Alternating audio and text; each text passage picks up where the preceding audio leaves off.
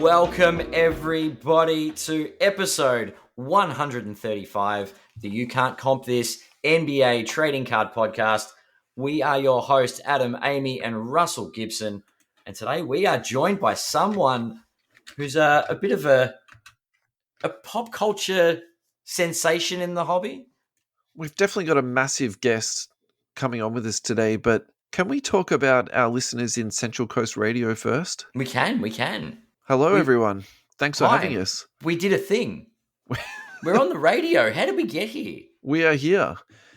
So what I was thinking about last week was what we probably didn't do very well is introduce ourselves and also introduce our social medias, because there's a couple of times we're talking about the Facebook page. Yep. We're talking about Instagram. So why don't we just try and hook people into the Facebook group, Instagram, if they do want to join, because we do put all of the card information on that we're looking at each show. So then you can look at the cards as, you know, the show's coming along. So Instagram at youcantcompthis. It's all pretty much the same. Do we need word, to spell it out? I'm not too sure, but well, you can do it. We can spell it out once, and it's pretty much it for all the socials, isn't it? Basically, yeah. Yeah. youcantcompthis. And if you search for that on Facebook, you'll also find our group, You Can't Comp This NBA Trading Card Podcast.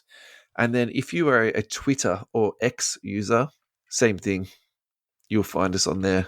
You'll be able to find us on the socials. We are Insta is where we do share a little bit of content, other people's stories, and the old X. I don't know. X and Twitter are confusing these days. X we don't get a lot of interaction with. Instagram is growing, but I'd say Facebook is our main bread and butter, where we get a lot of people commenting and joining into the live feeds too. As we record, we broadcast this too. So yeah, true. We've got the Facebook community is very, very active. So yeah, definitely worth jumping in, and if you want to have your say on a card or a topic we've discussed, jump onto the Facebook group for sure. So I think without any further ado, we bring on Tyson. Let's do it. Tyson, how are you today? I'm going well, thank you. How are you guys going? Very well today. Potentially we're a bit hungover from celebrating being on the radio today. This is also a possibility. Nice. Good, congratulations. Thanks. So Tyson, thank you so much for coming on board today. I think we should start with the questions that I love to talk to people about. How did you get started in the hobby? But I think the first thing we should really do is just give you a chance to introduce yourself and just tell everybody what you do, because it's a really interesting story, I think. So it has to be told. Oh, that's my favorite thing to do. I thought we were going to say, do you mean talk about yourself? It's actually my least favorite thing. Just a story.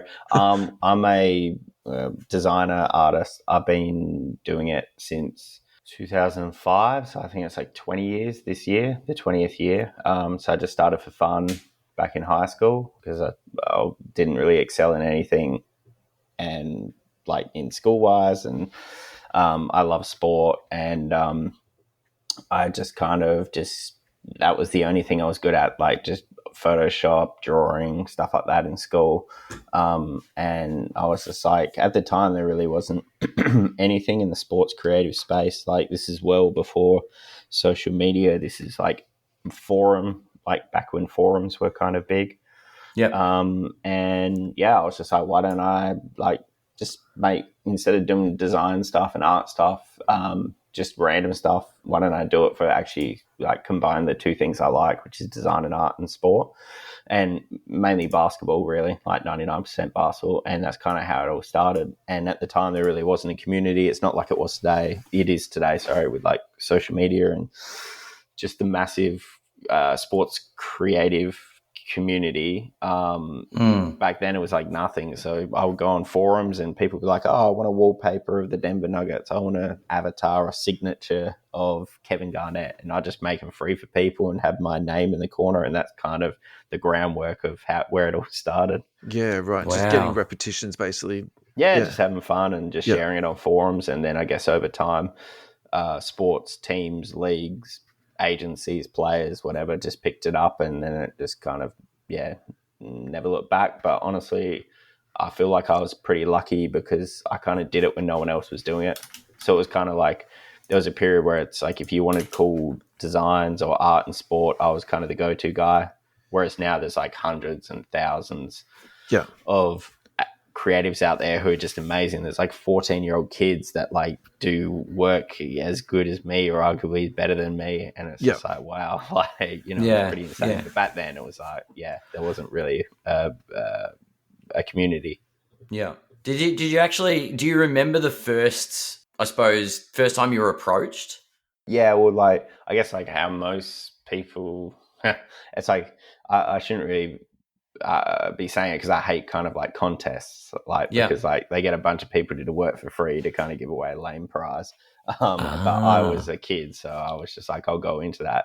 And it was the Phoenix Suns. They had a magazine cover contest, and I hated the Phoenix Suns, like, because I was a Lakers fan, and this was during like the Raja Bell, Kobe, you know, like, you know, this is like the playoff series and everything. Nash stealing Kobe's MVPs, all that. I was going to say, the Nash, Nash so has got one of Kobe's MVPs. Yeah, for sure. Yeah, so I did that, and I won the contest or whatever. And a part of the contest, I guess for winning the contest, you got a copy of it, and you got a bio about yourself inside the cover. Yeah, so cool. They asked me a bunch of questions, or like favorite player, and I said Kobe Bryant, favorite team, Los Angeles Lakers, and like, we can't put that in. And I was like, oh, fair enough. But they felt bad, so they were like, well, instead of putting the bio about yourself, what about we just give you details to the Lakers instead? And I was like, yeah, that's a good trade, and they did. And I was either 16 or 17, I can't really remember. I probably said both numbers over time, but that happened. And then Lakers reached out to me, and they're like, cool, do you want to start doing some like design work for us? And like, was working for them at that age in high school. And like the US, they kind of still, they were paying by check. So I get a check. I still got some of them around, a check with the Lakers logo on it and my name on it, which is pretty cool. Like, that is amazing. Going into a bank, and I went to a pretty scummy school, like a public school, like, and it was just going into the bank, like the bank tellers would freak out seeing a Lakers logo on there, and they thought I played for the Lakers, but I definitely didn't. Have you sent any of those to PSA to be graded? No, I haven't. But that people are into that stuff these days. You know, that could be collectible, man. That's authenticated, isn't it, these days? Yeah, but even I was working for the Knicks, like, just up until COVID happened, and even they were still sending bank checks out to me, which is wild. America is so backwards with some things. Yeah, but in saying that, we actually just got back from the States this year, and cash is pretty much gone. You can do touchless everywhere. COVID forced them into a corner. You know, they were like one of the last countries to be still using cash. Yeah, none of the sports venues accept cash that I've been to of late there. Like, it's very much like Australia now, isn't it? Like, you walk in, you're forced to use. Yeah. So that's how you got started, the current work you're doing, and maybe just tell us a bit more about, you know, what you're currently doing, because I think there's definitely going to be people out there that need to know a bit more about you. What I'm currently doing now, I guess like the first 15 or so years, I really wasn't doing what I'm doing now. So more so in trading card space. I started working tops in 2014, so it's actually been like 10 years, which is pretty crazy. But again, that was like one of random things. I just got an email saying, we've seen your work on Instagram, because I worked for the NBA at that stage. I'd just post cool graphics. Someone would have a big game, like Curry would score 50, and the NBA would be like, hey, we need something in an hour, just make it look cool. And I'd post it and then put it up on social. And then, so Tops would kind of seeing this stuff that was going up and being like, oh, can we do this kind of stuff, but for cards? And I was like, yeah, cool, let's do it. So they went from wanting me to do one insert, and then I kind of, I think either I did it, or I don't know how the process went, but maybe I provided a draft and they said, nah, scrap the insert. Let's just do a whole box, like a whole product line. And it's of you, which was called Tops Fire. Which later, at the start, it didn't have my name on it, but later it did. So a lot of people didn't know it was my work early on, but all Tops Fire was. And it started with NFL, 2014 Tops Fire NFL. But I was pretty young back then doing that. And then it went to baseball because that was their other license. And then we'd done USC and a bunch of other stuff. But that's kind of how it started. The Bangman March Gold Edition is now live. Limited edition number of boxes being packed up. which include 23-24 Prism Hobby Packet, 23-24 Prism Hobby Packet again, 22-23 Select Hobby Packet, 21-22 Select Hobby Packet, 21-22 Select H2, 21-22 Prism Fast Break, payment options, Pay ID, PayPal, Afterpay, Zip Pay. He's got it all there for you. 6 big packets, 3 rookie classes, $4.99 delivered to your door in the unmissable Bang Bang packaging. Use the promo code youcantcompthis for a $15 discount. Thank you so much, Amir and team at Bangman, for supporting the show. Since 2020, I started working, I've been doing cards for 6-7 years with Topps, and I've worked also for like Upper Deck and Panini and Fanatics and Steiner Sports, all the kind of ones. And I thought, well, What about Jersey Fusion? Have you done any work for them? Nah, not Jersey Fusion. I think. Who do you think they got to cut out the patches on those cards, man? Oh, I don't know. Probably myself. It could be I'm pretty bad at cutting. So, I mean, not even the intern would own up to that. No, surely. It would have to be someone's kid. Yeah. It just I don't know.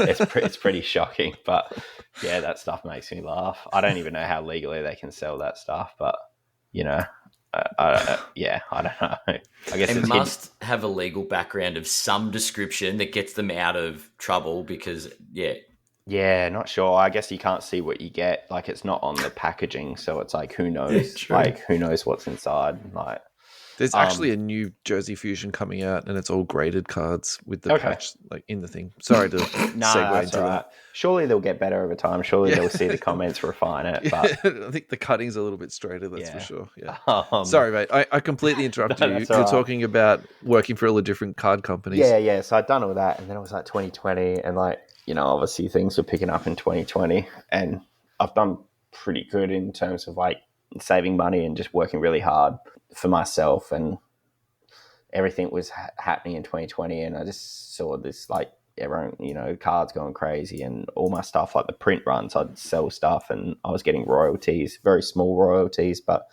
and it was selling a lot, and I was like, man, like surely I can just make cards myself, like instead of just working with the companies. And that kind of just opened my eyes, and I was just like, at the time, I can't really say the number, but Tatum cost me like half my house at the time, and I was just like, man, I just went all in. I was like, you know what, like, F it, like, you got to take risks in life, and I wouldn't be at that point anyway if I hadn't taken risks. I did, and that went really well. It sold out very quickly, but I knew if it didn't go well in the first minute, it wasn't going to go well at all. So I was like sweating, like I was so nervous.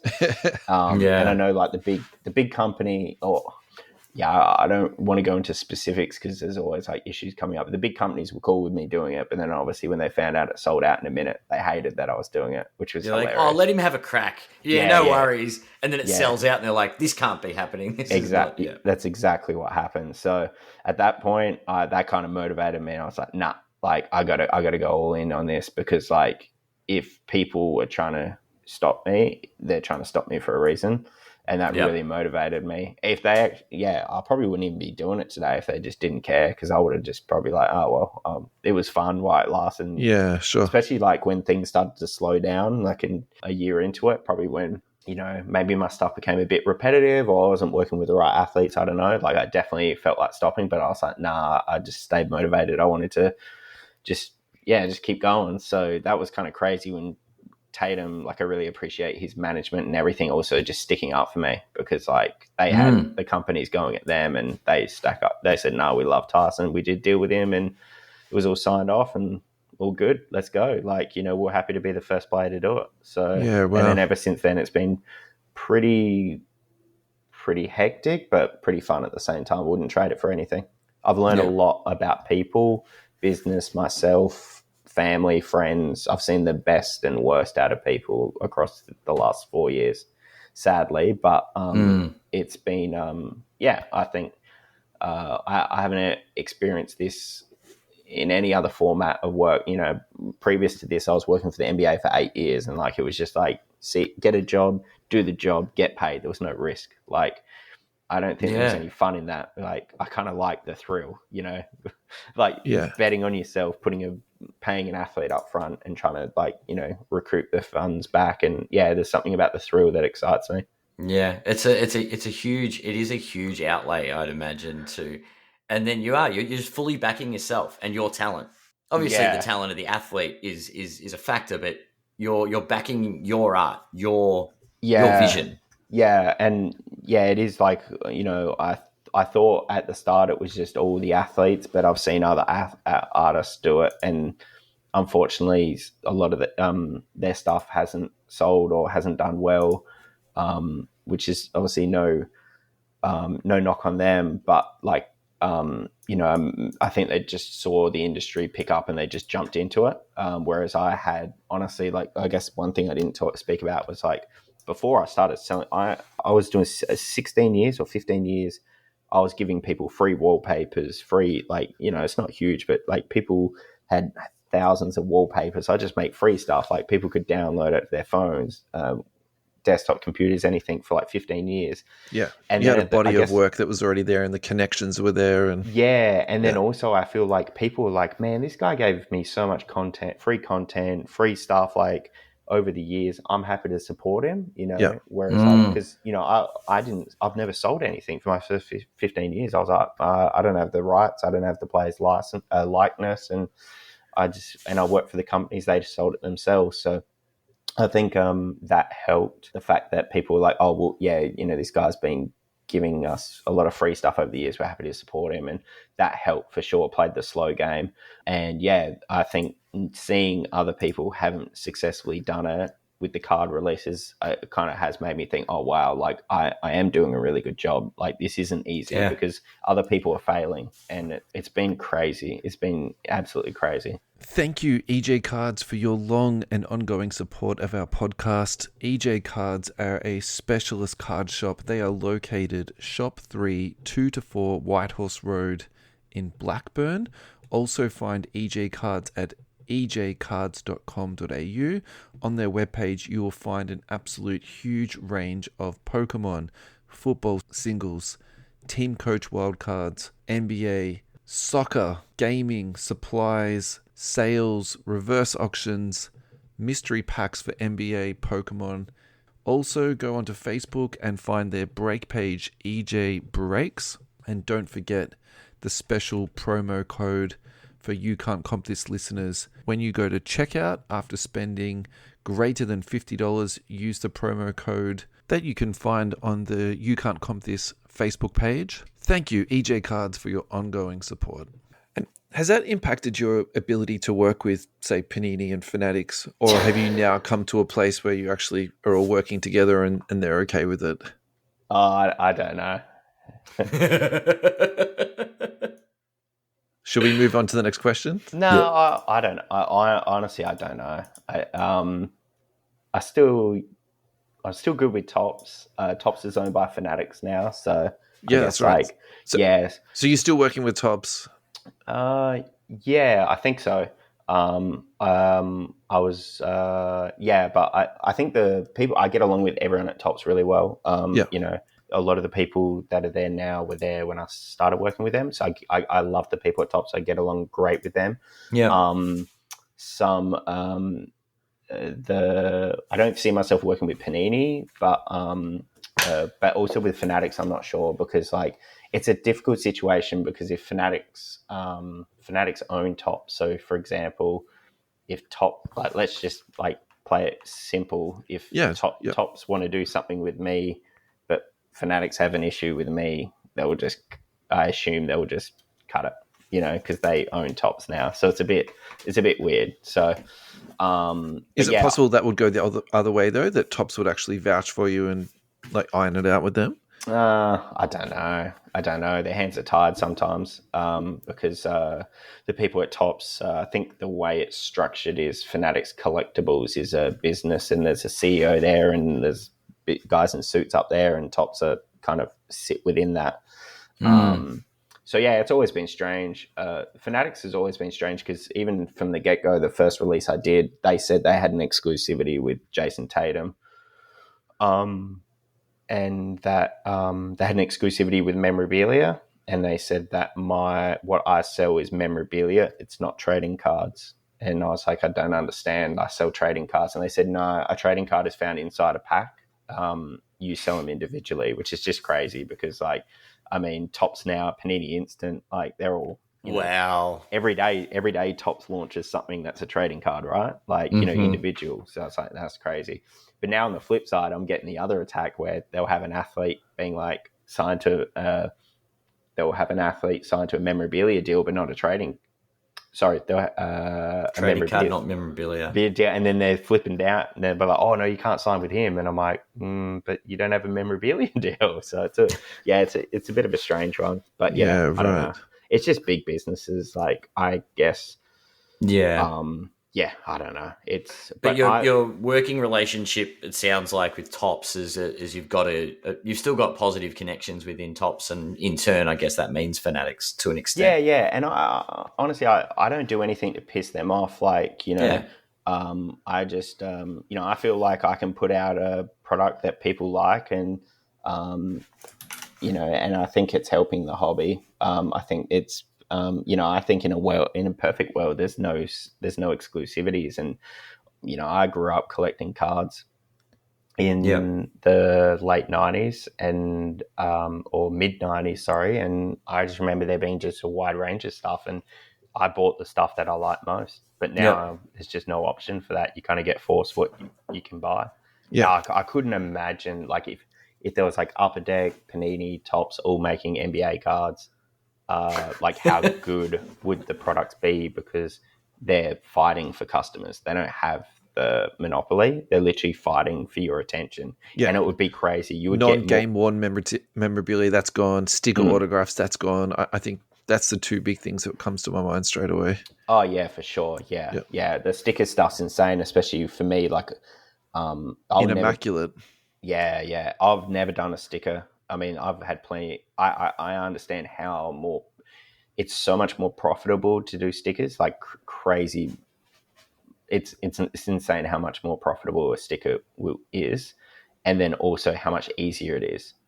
Can you talk about the logistics of getting athletes to sign an on-card autograph and maybe make a comparison to a sticker? Oh, yeah, for sure. Are you allowed to do that? Yeah. Yeah. Well, I guess, like, in simple terms, like, let's say you want to sit down with, I don't know, if you want to sit down with Halliburton, okay? Yeah. So, I'll sign an agreement with Halliburton to sit down. A memorabilia agreement. Yeah. No, trading card agreement to sit down, sign with him for X amount of autos. And then I got to get everything ready for that. Like, once I leave that room, I can't get anything signed.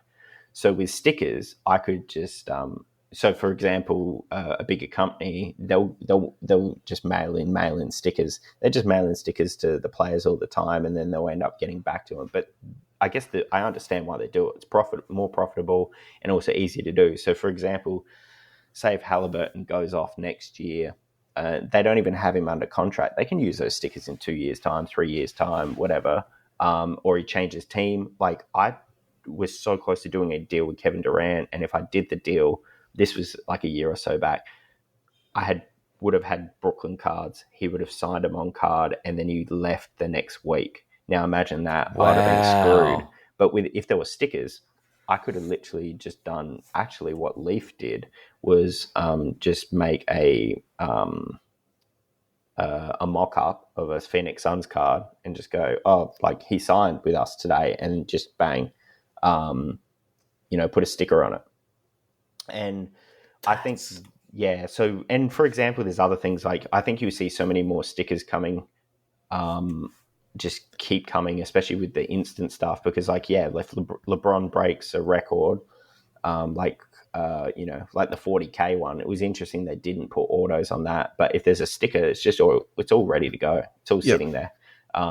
Changing team, how big the player's gone, like, it's you don't have, and also you don't have to. If I want to sit down and sign with Halliburton again, I got to give him a bag of money again. If I had stickers just sitting there, I could just wait for, okay, Indiana Pacers on the Eastern Conference Finals, cool, I'll just launch a card, Yeah.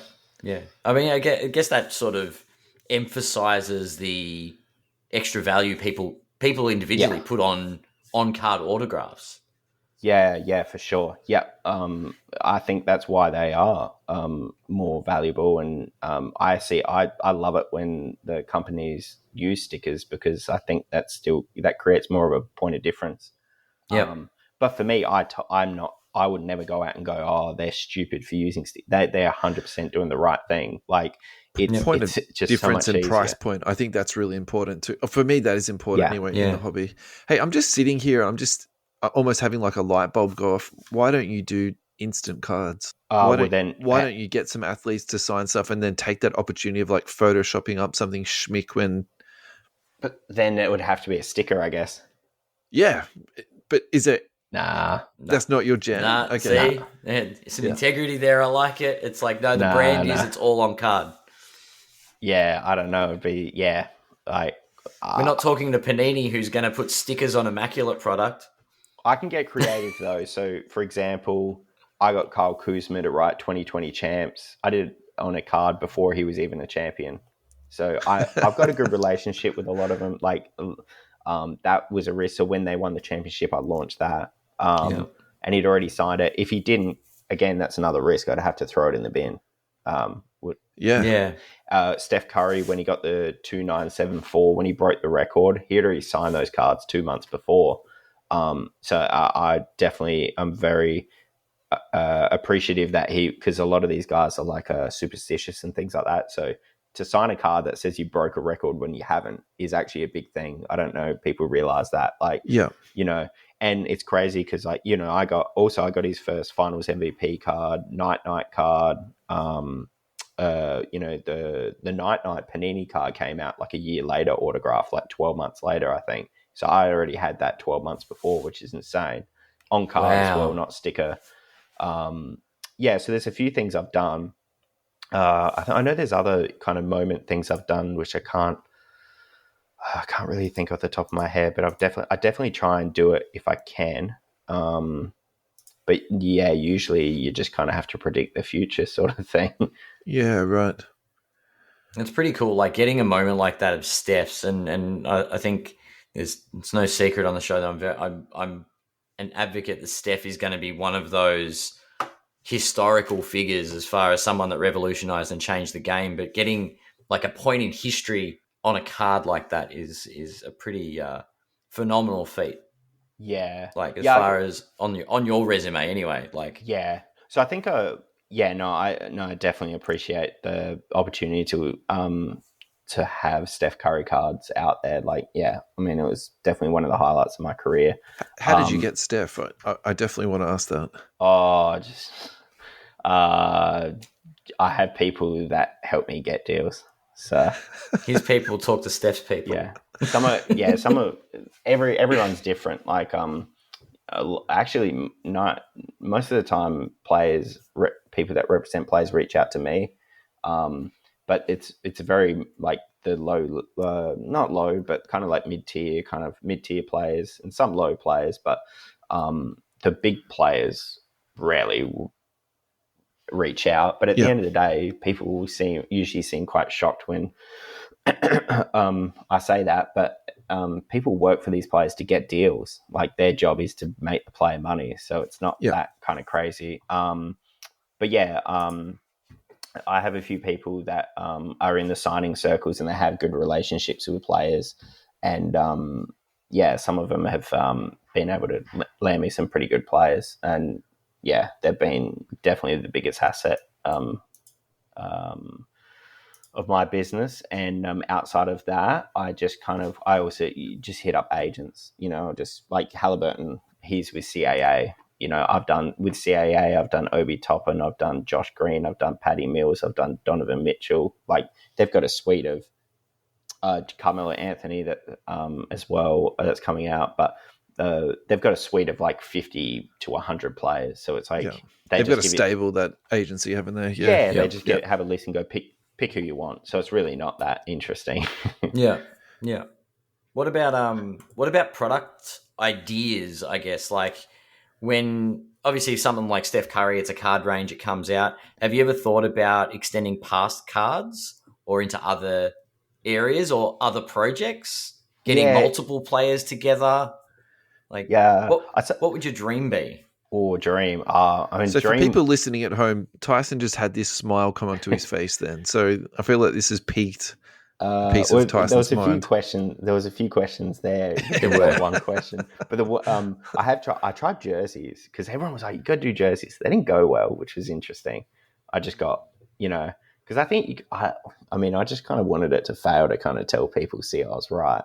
Not fail, sorry, but like, because I was like, why? Because everyone keeps telling me, "Oh, get jerseys, do jerseys in place." And I was like, why would you buy a jersey from like an artist? Like, you can buy a jersey signed from anywhere. Like, why would I waste my money getting signed jerseys? Like, so I did it with Rodman and Allen Iverson, and like they sat there while the cards sold out instantly. So I was like, good, they didn't work. So I tried the other product.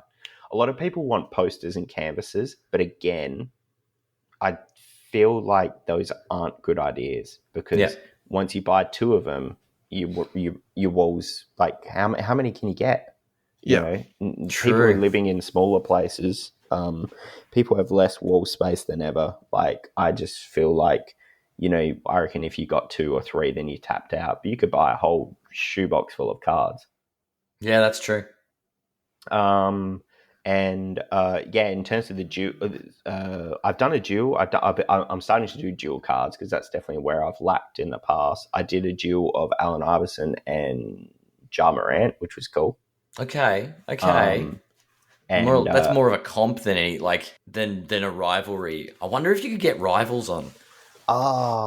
Yeah, I don't know. It's interesting. Rivals, I'm not too sure. Like, I know obviously with like Panini would have an easier time because it's like it's a licensed product, so they don't need athletes' approvals.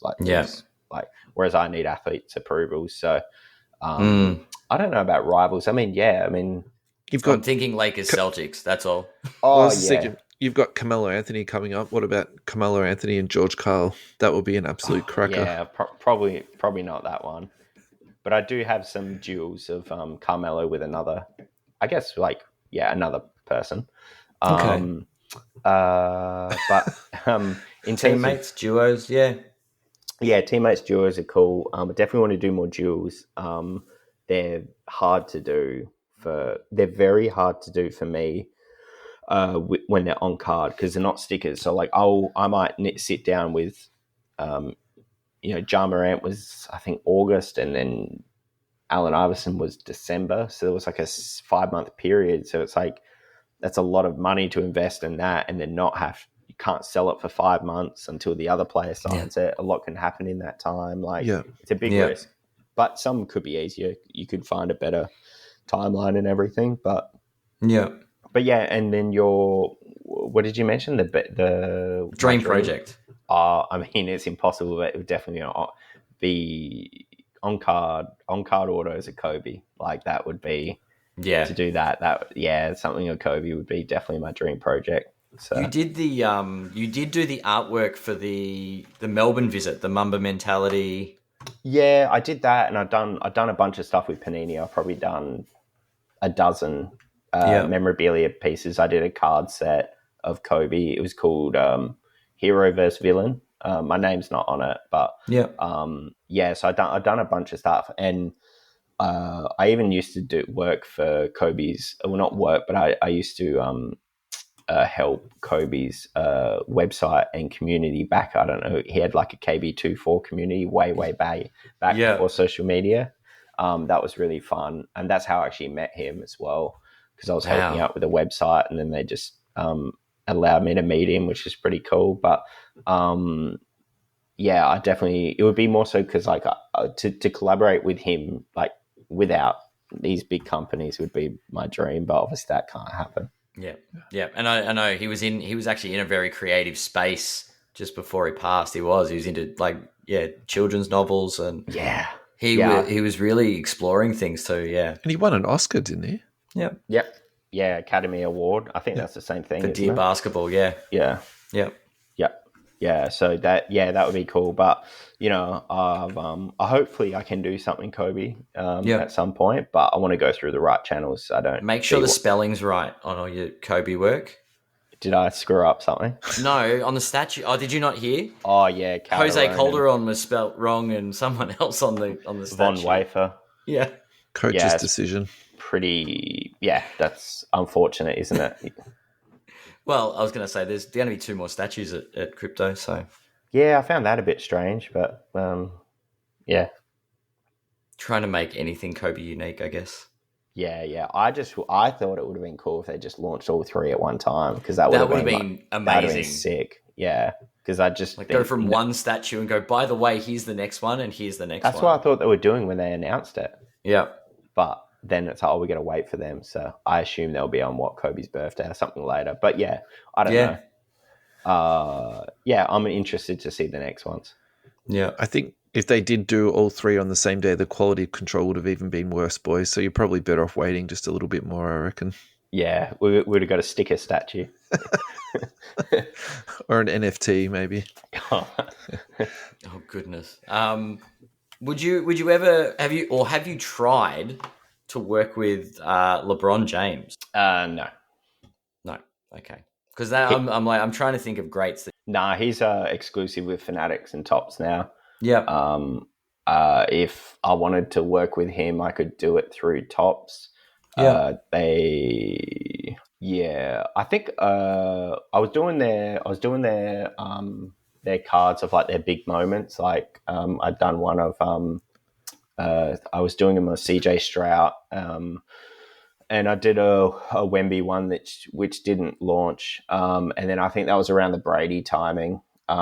With the Brady stuff going on, and then LeBron broke the record. So I just feel like they weren't going to use me for that 40K moment with everything that was going on. Yeah. But yeah, I mean, the only way I could work with LeBron would be through Tops now.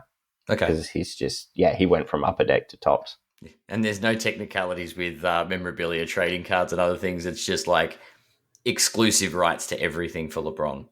Yeah, so I think I mean, I've never seen their contracts, but I've definitely kind of like heard when speaking with people that represent players, and a lot of the contracts are like they'll have an exclusivity to memorabilia, or have an exclusivity to trading cards, but not both. But I think now it's like they'll have an all-round exclusivity, like trading cards and collectibles. I think they'll probably call it now. Oh, sorry, memorabilia and collectibles. So really quick segue. You talked about Wemby before. Did you see the baseball card that just came out today? It's the Victor Wembanyama baseball card. It's got the rookie logo on it, on-card autograph, and they've taken a patch that looks very, very similar to the San Antonio Spurs patch. Oh, okay. He's had a handful of baseball cards that have come out. I think he had one of his first cards ever was like a first pitch card, right? Yeah. Yeah, autographed, yeah. I feel like this one, they're really pushing the boundaries of what they can get away with in terms of, putting rookie logos onto it. It's got the patch in it. Where are you at with stuff like that? Actually, I'm interested to hear your opinion because you've actually dealt with these companies firsthand. So, I mean, I don't know. They would have paid a bucket load of money for Wemby. So they're trying to launch everything right now. Like, right. I mean, it just makes sense, doesn't it? That's the best way to say it, isn't it? Yeah, that's a very practical viewpoint. They have a very short time frame, and there's just a lot going out. But yeah, I don't know. I wouldn't be buying any Wemby card myself. I mean, I don't know. I just don't think big guys hold up. Like, I don't know. I don't want to give anyone financial advice, but look at Jokic, look at Shaq. Like, I mean, I don't know. Name one big guy that's worth a lot. You can't name one. So why is Wemby going to be that guy? I'm not sure. Yeah. The excitement that's currently being generated by that guy after market sales is just like through the roof. The blank slates have been selling for more than 5,000 US. Yeah, last week, and this is something that I was going to talk with you on later on, Ad. But this is a good little slide in now because it does feel like this is a bubble that is just waiting to burst, and all the things you just spoke about then is exactly right. And well, I don't know. It's just hot flavor of the month. Like, it's like, wait, if there was a hyped up, if number one draft pick next year, everyone would just be like, let's say Bronny was amazing. Everyone would just jump to that. But like, I don't know. This happens every year, doesn't it? Zion. Yeah, you want to see more than 12 months out of a kid. Luka. Yeah, I don't know. But I think he's very, very good. But I just think long term, like, is there anyone that's going to like a kid's going to grow up going, I want to be Wemby one day? Like, literally, no one in the earth can be Wemby. Like, when I grow up, I want to be 7'5". Yeah.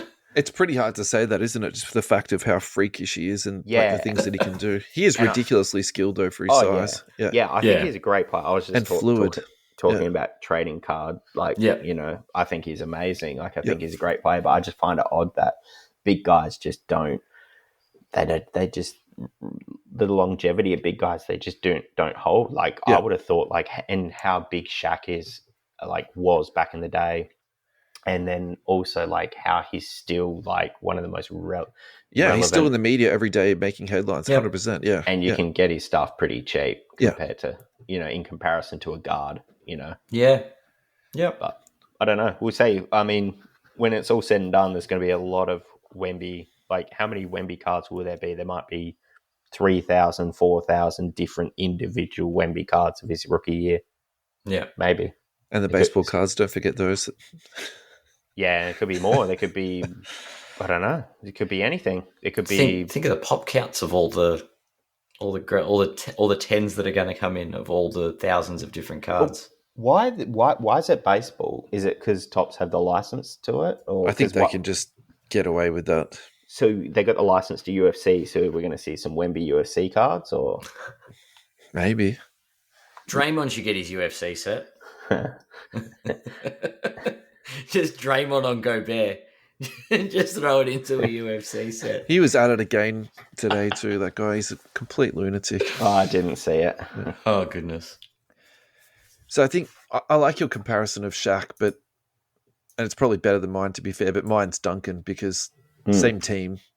And Duncan had literally one of the best careers, in my opinion. I've got him in my top 5.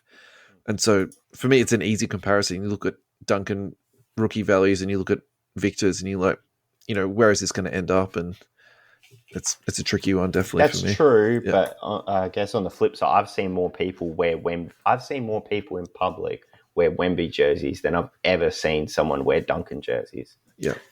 I went to NBA All-Star Weekend, and it was in Indiana. The most common jersey I saw was Curry, Halliburton. Obviously, that doesn't count, and Wemby.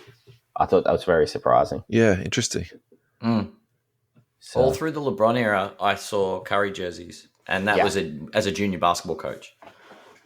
It was through through 2010 through to 2020, it was like Curry madness. Yeah, and a lot of Ja Morants. You see a lot of kids love Ja Morant. Yeah, and they get water pistols and cap guns to go with that, don't they? Rough. Let's segue back to Tyson Beck. Tell us about your favorite design of a card, like your all-time favorite when you're a kid growing up. What was like the one that influenced you? Or it's a good question. Man, I don't think there was. Man, I remember open up a pack of cards and it was like a game worn. I got a game. I guess it's event worn. Is it event worn? Tracy McGrady. All-Star Weekend, I reckon it was his shooting. I don't think it was his jersey. I reckon it was the shooting shirt or something, you know. Cool. But I remember I didn't really, because I was super like new into cards when I just saw a patch and I was like, man, this is sick. I thought it was worth heaps, but it probably wasn't. I really, honestly, probably doesn't answer the question that well, but I just really liked the 90s style cards. So it wasn't one specific thing. It was just loud, bright, out there cards that you look back on, and I think most people love them. Like, but I even think it was the era. Like, I loved the NBA uniforms back then. Like the Houston Rockets, loud out there, you know, Smoke, the Rocket, the Toronto Raptors, the Detroit Pistons one, the big Raptor, the big Piston, the Orlando Magic. Everything was loud and out there, bright and bold. And now, like, look at NBA jerseys now. They're boring. In my opinion, they're boring. They're very simplistic. And they just don't do anything for me. And I feel like that's very much like cards as well now. It's just very templated, like cookie cutter. And I think that's just how everything is going in, like in not even just design, like everything. Like you look at the way houses are, it's just very very simplistic and everything. But I kind of liked, maybe it was just like we always liked what we grew up as Loud, kids. bold 90s design. Yeah. Yeah. I was super influenced by that stuff. And I think that was the thing that got me into everything, because I was like, man, this stuff looks sick. Yeah. So there's a bit of that behind the way you design your cards, like the Yeah, a little bit, but I don't like I don't fully like, I wouldn't say like my cards will if you like the 90s, you like my cards. Like yeah. you know, I think it's just like, I mean, I just kind of just do stuff that think that'll work. Like I don't really have like a design process or anything, or like an inspiration board or anything. I just kind of just whatever comes to mind sort of thing. But I think I definitely would be I guess my stuff would be more looking like inserts, 90s inserts, than today's base cards, if that makes any sense. Yeah. Like I don't know, like doing like a flashback to, I don't know, the Scoring Kings range or something. Like insert sets over the years that have been iconic, like doing something in the same vein. Yeah, 100%. And no, that is spot on. But I actually have been trying to put in some more simplistic, what I would call boring cards, because some people like them, and honestly, a lot of people prefer that over my usual cards. And I definitely noticed when I did a release of like a more simplistic one, people thought it was very, it was the last to sell out. But then the feedback in hand was actually quite good, because they're like, oh, it actually looks really clean, looks really nice on display. So I was like, oh, I'll give this more of a go. Yeah. I think I would just want to provide a mixture. I'm not like one of those artists that are very like stubborn and like, it's my way or the highway sort of thing. I don't care. Yeah. Like, if people are going to vibe with something, I'll roll with it. Yeah. I like that. I think it's that whole listen to what your fans want, and try and give them something of that. It's not all about one set design. Cool. Agreed. I love the downtown cards with the literal narrative weaved into the card. Is there any cards that you've done like that? A similar sort of process with? Yeah, I think the downtown cards are awesome. Yeah, I honestly think they're awesome. Probably haven't done anything similar to that, just because I don't want it to be viewed as like a knockoff downtown card. Yeah, I know like the tops have a knockoff downtown card. Oh, do they? Yeah, of course. It's like hometown. Oh no, it might not. I don't actually home advantage or something. Okay. If you look, there's a baseball. It's exactly the same, but it's just their alternative of it. But I haven't done anything close to it. I think it's awesome, and I think it should be left alone.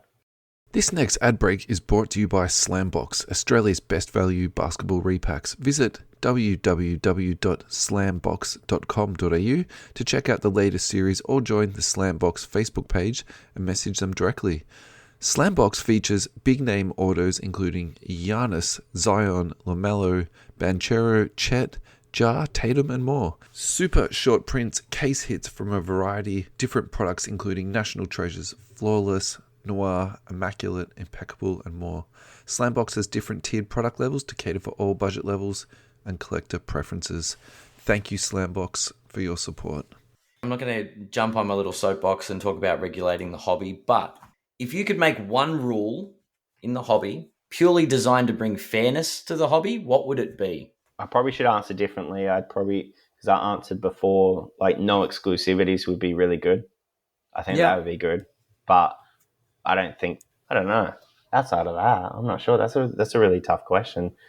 I guess fair is a relative term as well. Like, I guess I'm talking fair to the collectors out there. Oh, right.